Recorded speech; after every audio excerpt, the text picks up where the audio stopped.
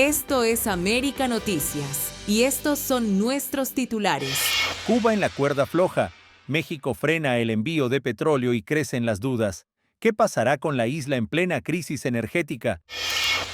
Y mientras tanto en Venezuela, Estados Unidos mueve piezas clave. La posible presencia de la CIA tras la caída de Maduro sacude el tablero político. En España se abren las puertas a migrantes irregulares y miles de cubanos ven una oportunidad para legalizar su estatus.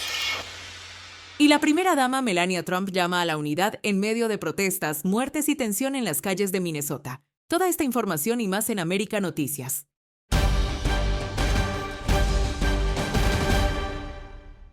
¿México detiene el envío de petróleo a Cuba?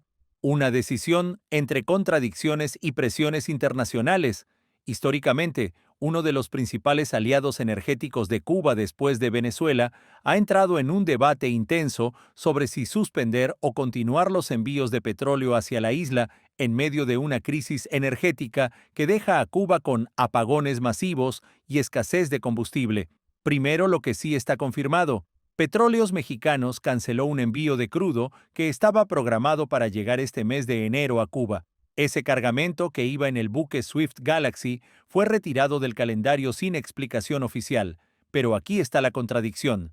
La presidenta de México, Claudia Sheinbaum, defendió como soberana la política energética mexicana, insistiendo en que Pemex decide cuándo y cuánto enviar petróleo a Cuba, y que estas decisiones no responden a presión extranjera. Como lo hemos dicho, la decisión de México de vender o dar por razones humanitarias a Cuba petróleo, pues tiene que ver también con una decisión soberana que ha venido desde hace muchos años, no es reciente.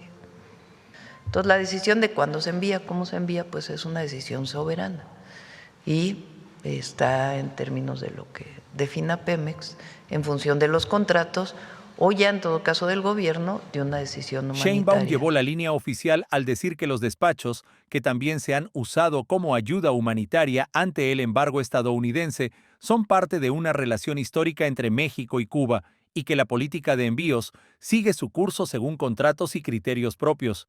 El problema es que, según reportes independientes, incluso dentro del gobierno mexicano, existe inquietud de que los envíos pudieran provocar represalias del gobierno de Donald Trump o tensiones con Washington, que ha sido muy claro en reducir completamente cualquier apoyo energético a la isla tras la captura de Nicolás Maduro en Venezuela. ¿Por qué es tan delicado esto para Cuba? Antes de la crisis venezolana, Cuba recibía grandes volúmenes de crudo de Caracas. Con esos suministros casi detenidos por sanciones y bloqueos, México se convirtió en la principal fuente externa de petróleo para la isla, enviando decenas de miles de barriles diarios. Esa energía ayudaba a mantener plantas eléctricas, transporte y servicios básicos que ahora fallan constantemente. La cancelación del envío previsto este mes, aunque puede ser solo puntual, ocurre en pleno contexto de presión internacional sobre el régimen cubano, y algunos analistas interpretan que México está equilibrando su política soberana con la necesidad de no confrontar directamente a Estados Unidos en un momento diplomático muy tenso. Además, esta situación se complica porque en días recientes el propio gobierno mexicano indicó que continuará enviando petróleo según lo considere oportuno y ha dejado la puerta abierta a futuros envíos, aunque sin aclarar el calendario ni los volúmenes. Así está la situación. Pemex canceló al menos un envío de petróleo a Cuba programado para este mes, sin explicación oficial clara. Sheinbaum defiende que los envíos son decisiones soberanas de México, no fruto de presión extranjera. Otros informes sugieren que la administración teme tensiones con Estados Unidos y posibles represalias si continúa enviando crudo. Y Cuba atraviesa apagones y escasez de combustible, ya siente el impacto de la reducción de suministros de Venezuela y el papel cada vez más crítico de México como proveedor. La pregunta que muchos se hacen ahora es, ¿México mantendrá su apoyo energético a Cuba sin interrupciones o la coyuntura internacional lo obligará a frenar por completo esos envíos? La respuesta podría definir no solo la política regional, sino el futuro inmediato de una Cuba que necesita combustible más que nunca. Seguiremos de cerca esta información. Soy Camilo Labastilla para América Noticias.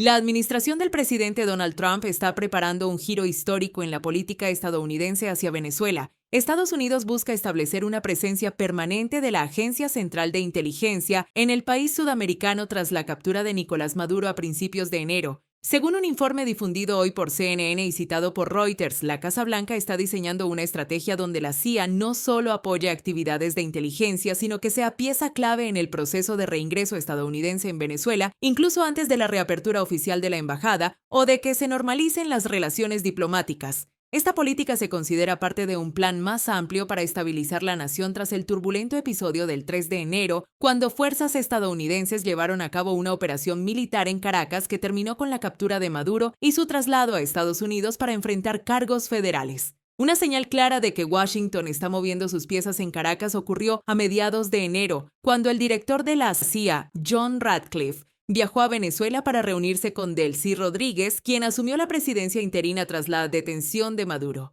En ese encuentro, Ratcliffe y Rodríguez discutieron cooperación en temas de inteligencia, estabilidad económica y seguridad, con el mensaje de que Venezuela ya no puede ser un refugio para adversarios de Estados Unidos, incluyendo redes de narcotráfico. La reunión se dio en un contexto donde Rodríguez, aunque fiduciaria del antiguo régimen de Maduro, ha expresado públicamente su intención de colaborar con Estados Unidos para evitar el caos político y garantizar una transición ordenada. Expertos señalan que la presencia continua de la CIA en Venezuela podría tener varias funciones. Monitoreo directo de situaciones de seguridad, evitando que grupos armados o narcotraficantes resurjan. Establecer relaciones con actores clave dentro de Venezuela, algo que la diplomacia tradicional no podría lograr tan rápidamente. Preparar el terreno para la futura reapertura de la Embajada de Estados Unidos y normalizar relaciones oficiales utilizando instalaciones de la CIA como base operativa antes de que el Departamento de Estado asuma completamente. Este enfoque refleja la prioridad que Washington asigna a Venezuela, no solo por sus recursos energéticos, sino también por su ubicación geoestratégica y el impacto regional que puede tener un clima de estabilidad controlado por Estados Unidos. Hasta ahora, el gobierno estadounidense no ha dado un cronograma oficial sobre cuándo se podría formalizar esta presencia permanente o qué alcance exacto tendría en términos de operaciones públicas o encubiertas, pero el movimiento ya es visto por analistas como un cambio profundo en la relación bilateral que podría definir el papel de Estados Unidos en Sudamérica durante años.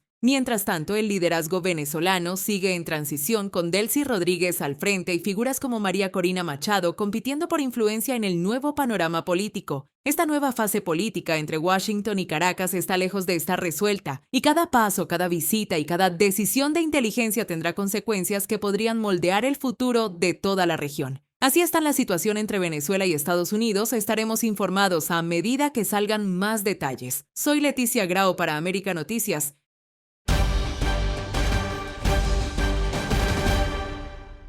El gobierno de España anunció este martes que aprobará en el próximo Consejo de Ministros el inicio de la tramitación de un Real Decreto para una regularización extraordinaria de extranjeros que actualmente viven en el país sin permiso legal. Esta medida podría beneficiar alrededor de 500,000 de personas, incluyendo a cubanos que han quedado en situación irregular tras solicitudes de asilo denegadas o pendientes. La iniciativa se aprobó tras un acuerdo político entre el gobierno socialista y el partido Podemos, retomando el mandato de una iniciativa legislativa popular respaldada por más de 700,000 firmas y apoyada por una amplia mayoría parlamentaria. ¿Qué significa esto para los cubanos en España? Muchos migrantes cubanos han vivido durante años esperando una respuesta a sus solicitudes de asilo, con denegaciones que se convirtieron automáticamente en órdenes de salida del país, que en la práctica no se han ejecutado hasta ahora. Con esta nueva política, esas personas podrán finalmente ordenar su estatus legal, obtener residencia y permiso de trabajo. Para poder acogerse a esta regularización, los extranjeros deberán demostrar que estuvieron en España antes del 31 de diciembre de 2025 y que han vivido ahí al menos 5 meses, además de no tener antecedentes penales.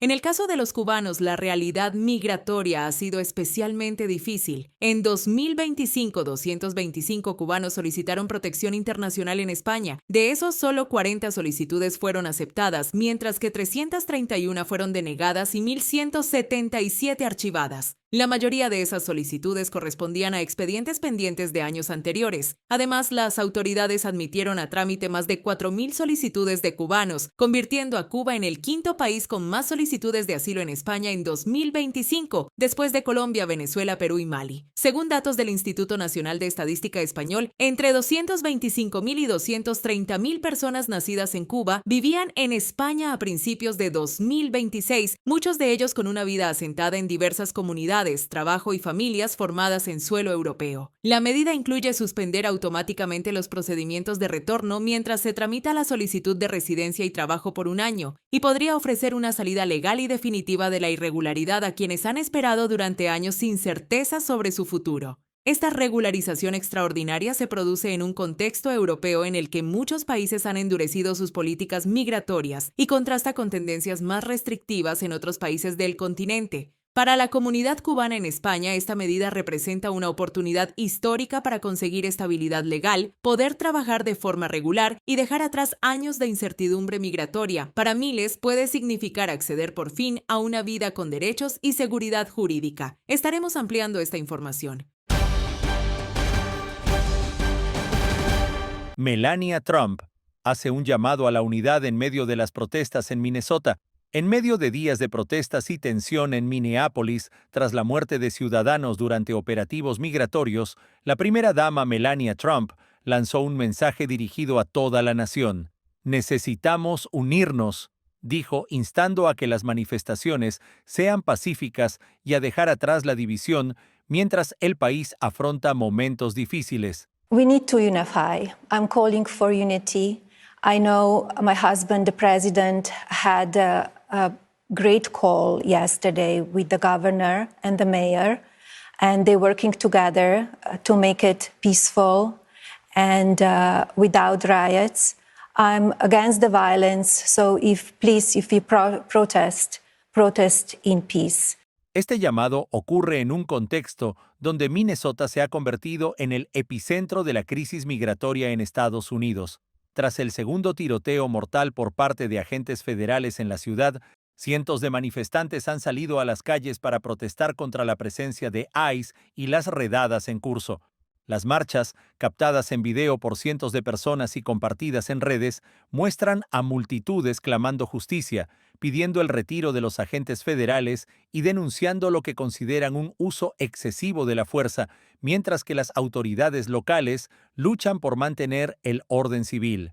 Melania Trump ha pedido que la expresión de desacuerdo se dé con paz y respeto, subrayando que las tensiones no deben derivar en violencia ni en más tragedias entre ciudadanos.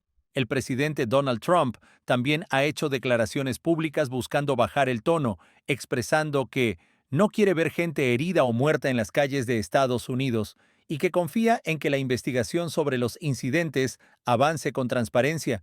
Mientras tanto, líderes locales y estatales han criticado tanto las acciones de los agentes federales como la respuesta del gobierno federal, pidiendo rendición de cuentas y mayor colaboración entre autoridades para evitar que la situación se deteriore aún más. En resumen, el llamado de Melania Trump busca apaciguar los ánimos en un momento en que Estados Unidos vive una profunda división sobre políticas migratorias y uso de la fuerza, mientras miles en Minneapolis y otras ciudades siguen exigiendo justicia y un cambio urgente. Seguiremos informando. Soy Camilo Lavastilla para América Noticias.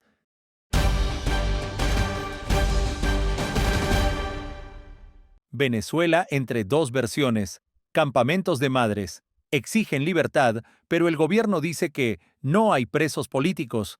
En Caracas, madres y familiares de personas encarceladas por razones políticas se niegan a abandonar su vigilia frente a la cárcel de la Zona 7 de la Policía Nacional Bolivariana, donde mantienen un campamento desde hace semanas exigiendo la liberación de sus seres queridos.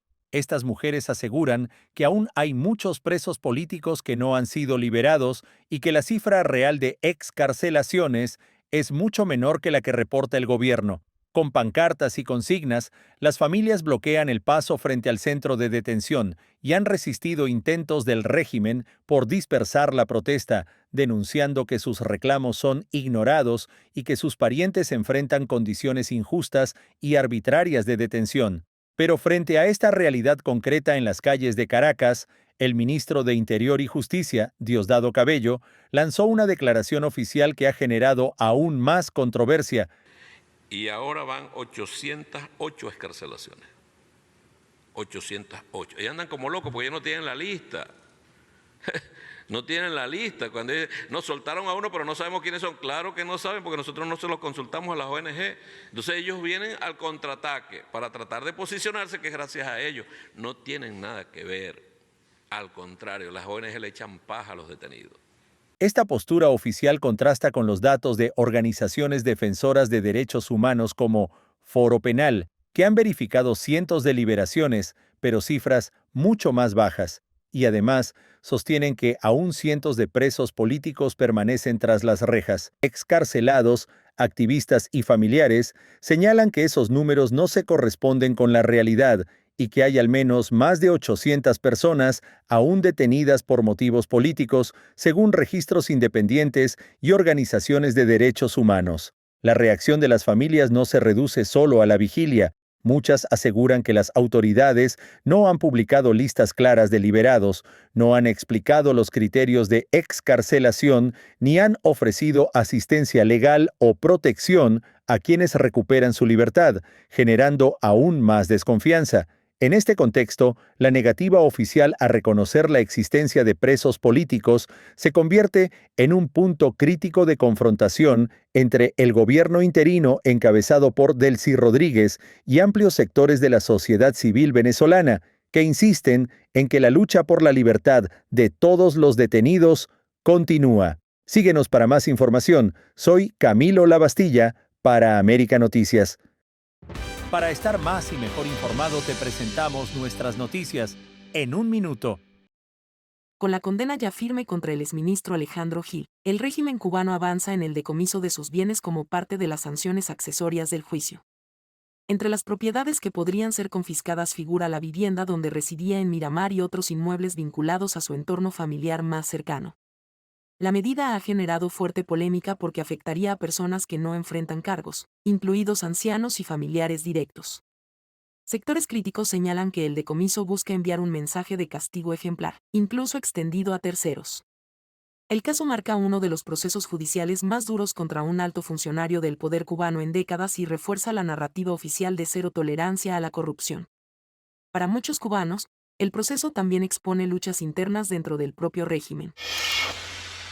El reggaetonero cubano El Chulo, recientemente arrestado por ICE y calificado por la agencia como criminal peligroso y miembro activo de la pandilla Latin Kings, rompió el silencio desde la detención y ofreció su versión de los hechos.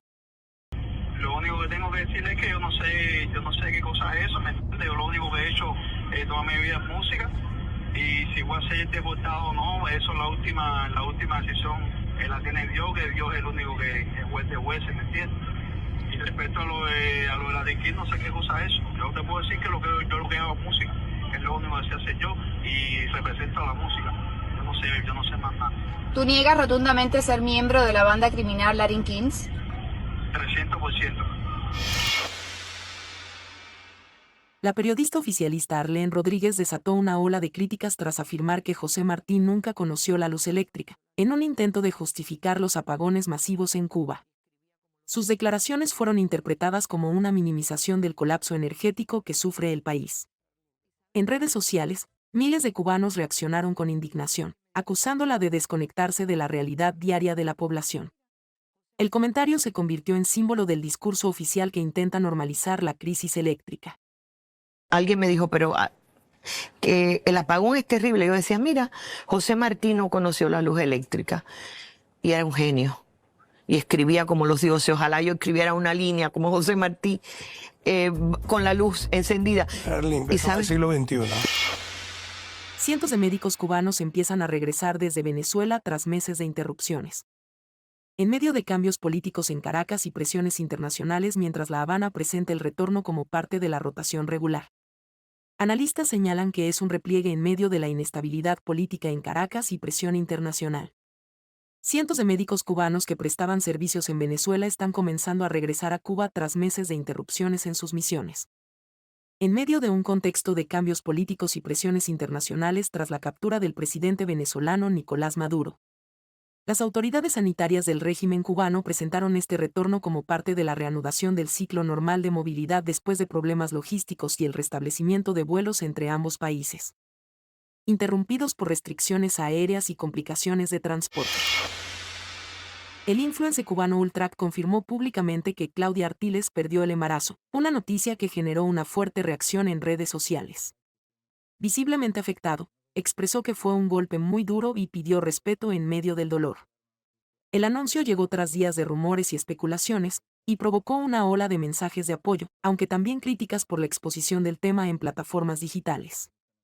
El caso reabre el debate sobre los límites entre la vida privada y la sobreexposición en redes sociales. Claudia perdió la barriga. Quiero hacer este video porque hay muchas personas que no vieron el live que hicimos. Y no sé si se acuerdan que anoche, después de la batalla, dije que hoy íbamos a dar una noticia. Y días antes había dicho que el sábado íbamos a hacer una directa explicando por qué Claudia no se estaba conectando y por qué estaba un poco alejada de las redes en lo que es la transmisión en vivo, que fue una de las cosas que ella la hizo crecer en la plataforma. En ese live explicamos toda la situación que pasamos, ¿no?